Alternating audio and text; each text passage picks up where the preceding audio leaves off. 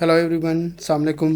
कैसे हैं आप? उम्मीद है आप सब खैरियत से होंगे। आज हम समझेंगे न्यूमेरिकल नंबर 1 और ये numerical unit 5 work energy and power का न्यूमेरिकल है। ठीक है, अब इस न्यूमेरिकल के अंदर हम क्या डेटा हमें प्रोवाइडेड है और क्या हमसे कैलकुलेट करने का कहा गया है। तो आइए चलते हैं, इसको समझने की कोशिश करते हैं। A man pulls a trolley through a distance of 10 metre by applying force of 50 newton. एक बंदा जो है एक ट्रॉली को 10 मीटर की डिस्टेंस तक, ठीक है, 10 मीटर के डिस्टेंस पर पुल करता है, खींचता है by applying force of 50 newton. A man pulls a trolley through a distance of 10 metre. एक बंदा जो है एक ट्रॉली को 10 मीटर के डिस्टेंस तक क्या करता है, खींचता है, पुल करता है by applying force of 50 Newton. 50 Newton की फोर्स अप्लाई करते हुए, which makes an angle of 60 degree.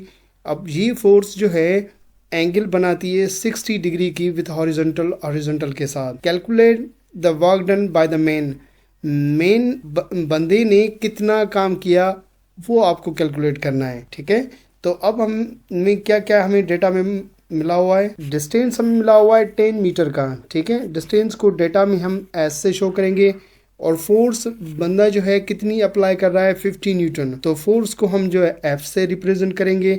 ये फोर्स 60 डिग्री की एंगल बना रही है हॉरिजॉन्टल के साथ, जैसे कि आप यहाँ पे देख सकते हैं कि ये जो है 50 न्यूटन फोर्स अप्लाई होती है इस हॉरिजॉन्टल के साथ।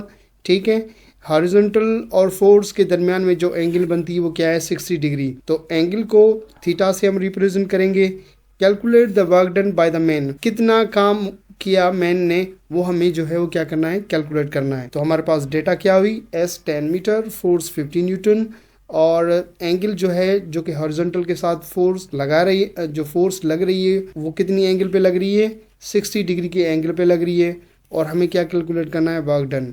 ठीक है, हमारे पास सिंपल यही एक फार्मूला है। वो फार्मूला कितना है, W equal to F S cos theta. ठीक, अब सारी की सारी वैल्यू जो है हम पुट करेंगे। एस की जगह पर हम क्या रखेंगे, 10 रखेंगे और एफ की जगह पर हम 50 रखेंगे। कॉस थीटा, थीटा की जगह पर क्या रखना है, 60 डिग्री रखना है। ठीक है, तो हमने ये वैल्यू यहाँ पे इस तरह रख दी। एफ की 50 रखी वैल्यू, एस 10 रखा हमने, एंगल हमने क्या रखी, कॉस 60 डिग्री। अब कॉस 60 की जो वैल्यू है वो वैल्यू है 0.5। ठीक है, तो 50 को हमने 10 के साथ मल्टीप्लाई किया तो हमारे पास कितना आंसर आया, 500। और 500 को जब 0.5 से हम मल्टीप्लाई करेंगे तो हमारे पास आंसर आएगा 250। तो वर्क डन कितना हुआ, 250 जूल। इस आंसर को हम किताब के आंसर से क्या करेंगे, हम कंपेयर करेंगे। हमने कंपेयर करके देखा कि बुक का जो आंसर है वो भी 250 जूल है और हमारा आंसर भी क्या है, 250 जूल है।